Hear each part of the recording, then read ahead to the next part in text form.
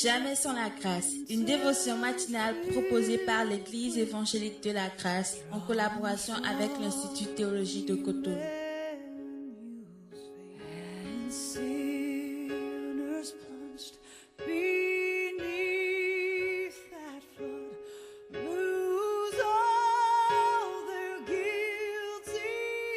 Bonjour chers amis, chers internautes, une nouvelle journée, encore une nouvelle provision. Bienvenue dans la dévotion du jour qui nous amène ce matin dans Jean chapitre 16, le verset 33.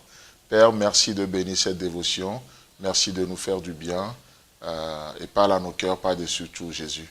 Amen. Donc dans ce passage, il est écrit, « Je vous ai dit ces choses », c'est Jésus qui parle, « Je vous ai dit ces choses afin que vous ayez la paix en moi. Vous aurez des tribulations dans le monde, mais prenez courage, car j'ai vaincu le monde. » Ouh là là, c'est un peu dur ça. Mais, vous savez, on va en venir. Demain, on va parler de la seconde partie. Mais juste ce matin, regardons la première partie de ce merveilleux passage où il est dit, « Je vous ai dit ces choses afin que vous ayez la paix en moi. » Alors, il est question de quoi? Jésus parle à ses disciples, il tend progressivement vers la fin de son ministère terrestre. Et qu'est-ce qu'il va faire? Il va se mettre à parler à ses disciples. Je vous ai dit ces choses. Et quelles sont les choses qu'il avait dites? Il avait bien sûr parlé annoncer de comment un de ses disciples va le trahir. Il a parlé de son arrestation. Il a parlé aussi de son abandon, comment il va se retrouver seul. Les siens vont le laisser. Comment il sera crucifié, mort, enseveli et ressuscité. Donc, il a donné le plein conseil.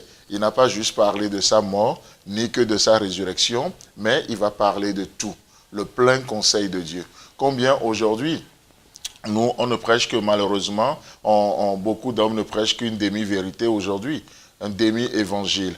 Un demi-évangile. Maintenant, Jésus a annoncé le plein conseil de Dieu. Et il dit, je vous ai dit toutes ces choses pour un but, pour que vous ayez la paix en moi.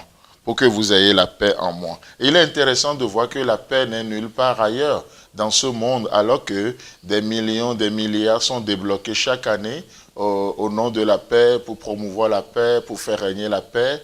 Mais laissez-moi vous dire qu'on est encore loin, si nous sommes réalistes, on est encore loin de toutes ces formes de paix, en tout cas de ce qu'on nous voulons comme paix aujourd'hui.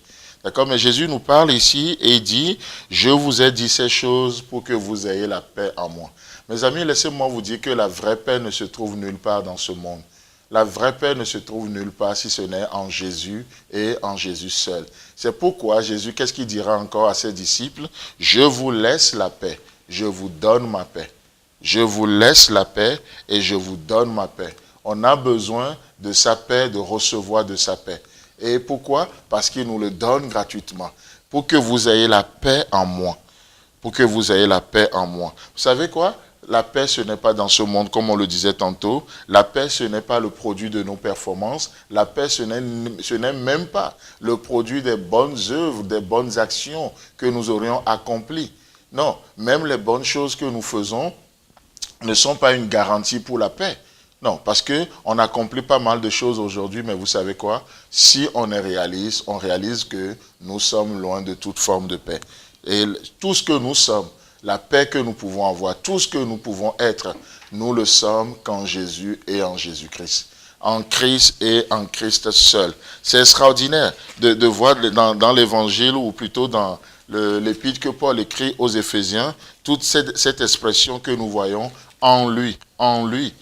Nous ne sommes rien en dehors de lui. Nous avons la paix en lui et nous avons tout en lui. Dans Éphésiens chapitre 1, le verset 3, il est dit, « Béni soit le Dieu et Père de notre Seigneur Jésus-Christ qui nous a bénis de toute bénédiction spirituelle dans les lieux célestes en Christ. » C'est en Christ que nous avons la paix, c'est en Christ que nous sommes bénis. Et le verset 4 continue. En lui, Dieu nous a élus avant la fondation du monde pour que nous soyons saints et irréprochables devant lui. Donc c'est en Christ que Dieu nous a élus avant la fondation du monde.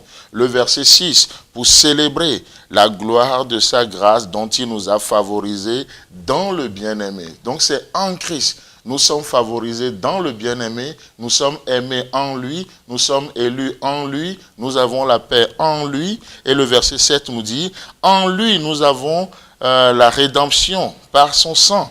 C'est en lui. Que dirons-nous du verset 11? En lui, nous sommes aussi devenus héritiers et ayant été prédestinés, suivant le plan de celui qui opère toutes choses. Le verset 13. En lui, vous aussi, après avoir entendu la parole de la vérité, l'évangile de votre salut, en lui vous avez cru et vous avez été scellés.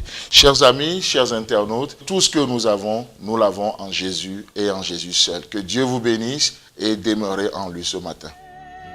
C'est tout le temps que nous avons. Si vous avez aimé cette dévotion, parlez-en à vos amis. Parlez-leur du message de la grâce et de ce qu'il fait dans vos vies. Pour un sujet de prière, une question ou plus d'informations, contactez-nous. Téléphone 64 88 35 87 ou 96 42 69 05 ou par WhatsApp au 94 75 80 20.